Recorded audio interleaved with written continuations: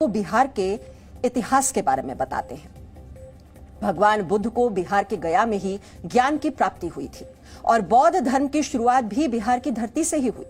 यही नहीं, जैन धर्म के भगवान महावीर का जन्म भी बिहार के वैशाली में हुआ था और नालंदा के पावापुरी में उन्हें मोक्ष हासिल हुआ।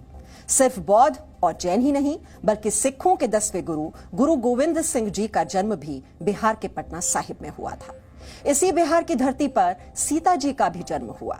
बिहार के सीतामढ़ी में आज भी सीता जी का जन्म स्थान है, जहां एक भव्य मंदिर है।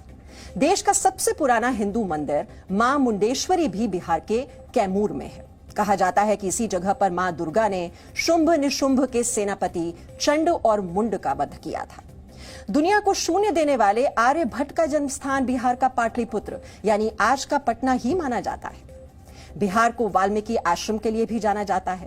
कहते हैं कि रामायण के रचयिता महर्षि वाल्मीकि ने इसी आश्रम में अपना कुछ समय बिताया था। उनके नाम पर ही इस जगह का नाम भी वाल्मीकि नगर पड़ा था और आज ये बिहार के पश्चिमी चंपारण का हिस्सा है।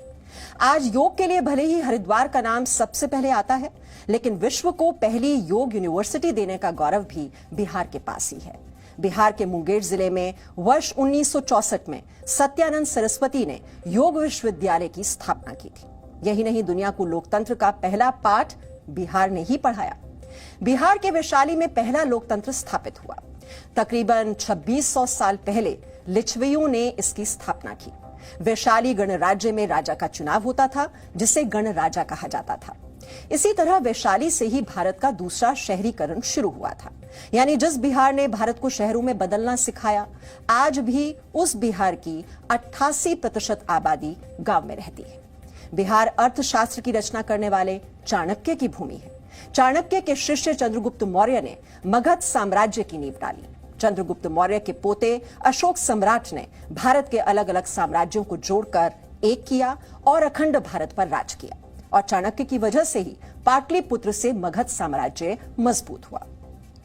राष्ट्रपिता महात्मा गांधी की जन्मभूमि भले ही गुजरात हो, लेकिन उनकी कर्मभूमि बिहार रही। एक किसान के बुलावे पर महात्मा गांधी 1916 में चंपारण पहुंचे और 1917 में नील की खेती करने वाले किसानों पर हो रहे जुल्म के खिलाफ चंपारण सत्याग्रह की शुरुआत हुई।